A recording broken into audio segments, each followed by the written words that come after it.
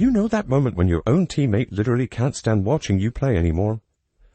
Well, that's exactly what happened to Angel Reese during the Sky's devastating loss to the Liberty. While Reese was busy missing layup after layup, cameras caught Kamilla Cardoso physically distancing herself from the group every time Reese touched the ball. The body language was brutal, and it's all on tape. The Chicago Sky just made WNBA history, and trust me, this isn't the kind of record you want your name attached to. Through their first 2 games of the season, they've posted a negative 60-point differential. Let's be real, that number sounds bad, but in WNBA terms, it's absolutely catastrophic. No team in league history has ever started a season this poorly. We're talking about a franchise that went from playoff hopes to complete disaster in just 48 minutes of basketball. Angel Reese had her worst professional basketball game, and I'm not even stretching that out. That's not me trying to be overly elaborate, or trying to really make it sound awful. No, she would bat 0 of 8 from the field, 12 rebounds, of which I believe 8 were offensive. It was a terrible showing. You know what a minus 60 differential actually means? It means you're getting blown out by an average of 30 points per game. In a league where most games are decided by single digits, the Sky are losing by margins that make you question if they belong on the same court as their opponents. Other historically bad WNBA starts pale in comparison to this train wreck. The worst previous 2-game start was around minus 40, making Chicago's performance 20 points worse than anything we've seen before. Chicago Sky fans are officially going to war. They can't stand Tyler Marsh. Let's start here. Worst plus minus in all of the WNBA is in fact, you guessed it, Angel Reese. 9 out of the 14, bottom 14 are Chicago players. How is Angel running point guard going? 5 turnovers, 0 assist. I don't see Tyler Marsh winning the Coach of the Year. The Liberty game tells you everything you need to know about how far this team has fallen. New York walked into Chicago's home arena and demolished them 99-74. But here's what makes it even more embarrassing. The Liberty set their own WNBA regular season record with 19 three-pointers. They couldn't miss from beyond the arc, while the Sky couldn't hit the broadside of a barn. Chicago shot just 36.2% from the field while watching New York rain threes on their heads all night long. This wasn't supposed to happen. The Sky entered the season with legitimate playoff expectations after trading for Ariel Atkins during the off-season. The plan was simple.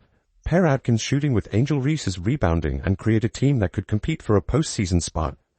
Instead, they've created a situation where fans are already calling for changes just 2 games into the year. The contrast between those preseason hopes and this brutal reality couldn't be starker. The Sky's minus 60-point diff is the worst through a team's first 2 games in WNBA history. It's real bad. And of course, last night we saw this. Of course, is the stat patter extraordinaire. Of course, this was Angel Reese. She got blocked, I don't know how many times, by Jonquil Jones, who just wore her ass out. Offensive by the way, all them blocked when she got the ball back. That's an offensive rebound. Certainly may be the most embarrassing WNBA clip of all time. It's up there, unfortunately. For Angel Reese, there's many of those over time. These numbers don't lie, and they paint a picture of a team that's broken at every level. When you're shooting this poorly while giving up record-setting performances to opponents, you're not just having a rough stretch. You're experiencing a complete system failure. The offensive struggles are obvious, but the defensive breakdowns are equally concerning. Teams that fail this spectacularly this early usually see internal tensions start to boil over. That's exactly what happened during the Liberty disaster. When players watch their teammates miss shot after shot while opponents celebrate record-breaking nights, frustration builds quickly. The cameras caught every moment of that tension, and what they revealed about the team's chemistry will shock you. We'll get to Cardoso's reaction in a bit. But first, how bad really was Angel Reese? Angel Reese last night against the New York Liberty, one of the worst games she's played as a professional, takes that out on the referee. Angel Reese went completely scoreless from the field against the Liberty, missing all 8 of her shot. But that goose egg represents just the tip of the iceberg when you look at her offensive struggles through the first 2 games. She's shooting an abysmal 5 of 22 from the field overall. which translates to a shooting percentage that would make even high school coaches cringe. These aren't difficult shots either. We're talking about missed opportunities that should be automatic for any professional player. Are you starting to understand why I make fun of this league? Are you starting to understand why the WNBA struggles to draw an audience based on the product on the court? There are missed shots, bad plays, but in the NBA, missed layups are the exception, not the norm. Last night, Angel Reese played 27 minutes. Angel Reese had 12 rebounds with 8 coming on the offensive end. 8 offensive rebounds. Angel Reese went 0 for 8 from the field and scored 2 points. 2 points in 27 minutes. Here's where things get really ugly for Reese. Her biggest weakness has been finishing at the rim, where she's converted just 4 of 17 shots from within 5 feet of the basket. That's a 23.5% shooting percentage on layups and close-range attempts. You know what that means? She's missing 3 out of every 4 shots when she's practically standing under the basket. Against the Liberty, fans watched in disbelief as she botched multiple layups that left her own teammates shaking their heads on the sidelines. The turnover situation makes everything worse. Reese is currently leading the entire WNBA with 10 turnovers through just 2 games. Every time she touches the ball, there's a genuine chance she's going to give it away to the other team. These aren't just simple mistakes either. We're talking about careless passes and lost dribbles that create easy scoring opportunities for opponents. Her teammates are watching possessions disappear because their supposed star player can't hold on to the basketball. When you compare Reese's offensive efficiency to other forwards around the league, the numbers reveal just how far below average she's performing. Most WNBA forwards shoot around 45% from the field, while Reese is sitting at 22.7%. That gap isn't just concerning. It's historically bad for a player with her expectations and role on the team. The viral moment that had everyone talking showed Reese missing multiple layups in succession, even after grabbing her own offensive rebounds. Fans on social media couldn't believe what they were watching. One fan tweeted, "Is this real or looped somehow?" highlighting just how absurd the sequence looked. The clip sparked immediate accusations of stat padding, with critics questioning whether she was more focused on getting rebounds than actually making shots. If these offensive struggles aren't happening in a vacuum. When your star player shoots 0 for 8 in a home game while missing gimme layups, team chemistry starts to fracture. You can see the frustration building on the bench as teammates watch scoring opportunities evaporate. When players start losing confidence in their teammates' ability to convert easy shots, the entire offensive system breaks down. And that's exactly what cameras caught happening with Kamilla Cardoso during the Liberty game. The cameras caught everything during that Liberty disaster, and what they revealed about Kamilla Cardoso's frustration will make you question the Sky's entire team chemistry. Every time Angel Reese touched the ball and missed another shot, Cardoso physically moved away from the group on the bench. This wasn't subtle body language either. She was literally distancing herself from her teammates while watching the offensive meltdown unfold in real time. If I'm Kamilla Cardoso, I am upset with how this offense is looking. If I'm Kamilla Cardoso, I'm upset that I still can't manage to get an entry pass. If I'm Kamilla Cardoso, I'm upset that I still need to deal with this type of amateurism in the WNBA. The Angel Reese shoot, miss, shoot, miss, shoot, miss, shoot, miss, shoot, miss experiment. Okay, this is where Kamilla Cardoso, look, pass it out. Look at Kamilla Cardoso on the bottom of your screen here. Pass it out. Cake it out. Let me shoot a midi. How many attempts do we need at the same shot over and over and over and over again? Cardoso's reaction during the third quarter was especially telling. After Reese missed her 3rd consecutive shot attempt, you could see Cardoso's shoulders drop as she shifted her position on the bench. She went from sitting with the team to creating visible space between herself and the other players. For a player who's respected around the league for her professionalism, this kind of public display of frustration speaks volumes about how broken things really are in Chicago. Reports came out that Kamilla Cardoso was sold on the Tyler Marsh signing. Rumor came out that Kamilla Cardoso wasn't too pleased with how Teresa Weatherspoon was using her last year. So when she got a sniff of Tyler Marsh possibly coming on board, they talked, laid out the game plan. Kamilla Cardoso was bought in. Cardoso was drinking the Kool-Aid, eating what Tyler Marsh was feeding her.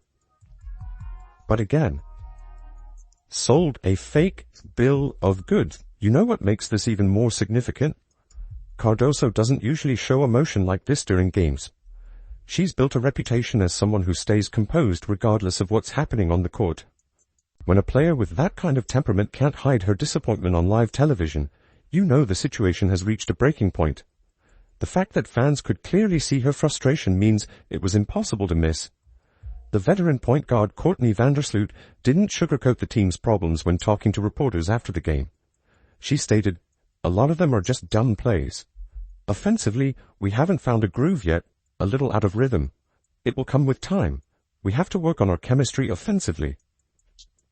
Vandersloot also pointed out their spacing issues, saying, "We are trying to figure out spacing.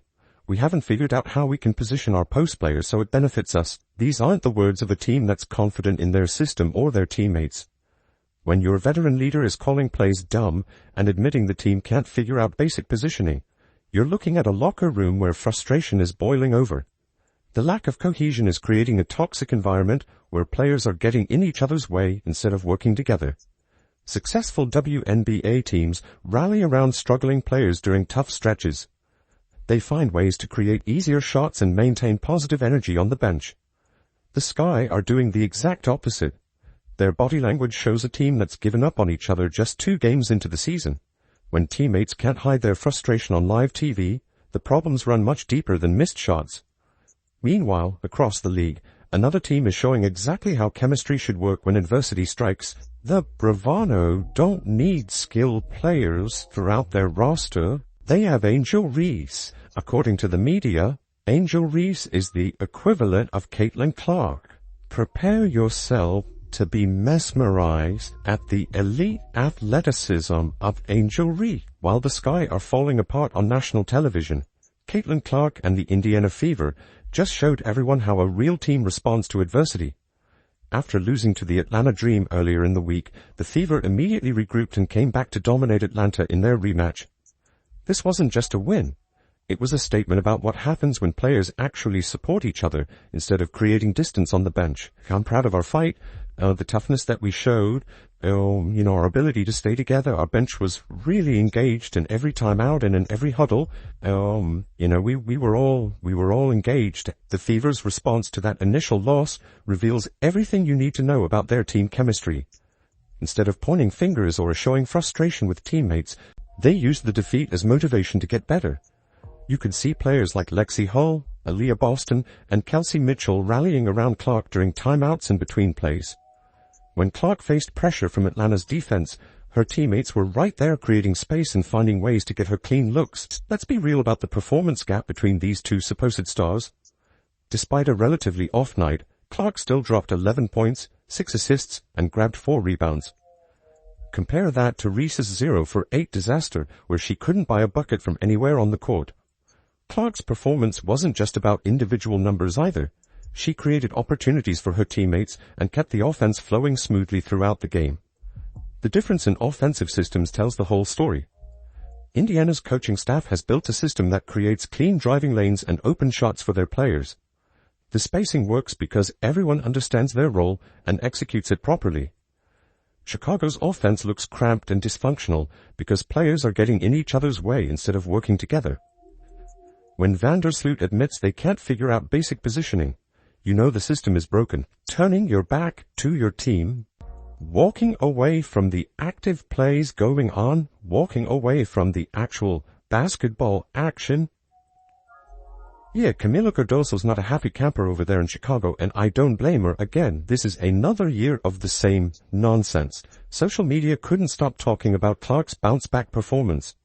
Even LeBron James fan accounts were praising her resilience and leadership. The excitement around Indiana's future is building with every game, while Chicago fans are already calling for changes just 2 games into the season. This kind of positive momentum creates a snowball effect where confidence builds and chemistry gets stronger. The hope surrounding the Fever stands in stark contrast to the doom hanging over Chicago. Indiana looks like a team that's building something special for the long term. Their players trust each other, their system works, and their star player delivers when it matters most. Meanwhile, the Sky can't even get through a home game without their own teammates showing visible frustration on the bench. One team is constructing championship-level chemistry while the other is crumbling under the weight of their own dysfunction. That difference explains exactly why 2025 belongs to Caitlin Clark and the Fever, not Angel Reese and her imploding sky. When your own teammates can't stand watching you play, it's time to face reality about your game. Kamilla Cardoso's visible frustration on live television tells you everything you need to know about where Angel Reese stands with her team. You can't miss 8 straight shots and expect your teammates to keep believing in you. The Fever are building something special, while the Sky are crumbling from within. Caitlin Clark has her teammates rallying around her during tough moments, while Reese is watching hers physically distance themselves on the bench. 2025 is shaping up to be Clark's year, and Reese better figure things out fast.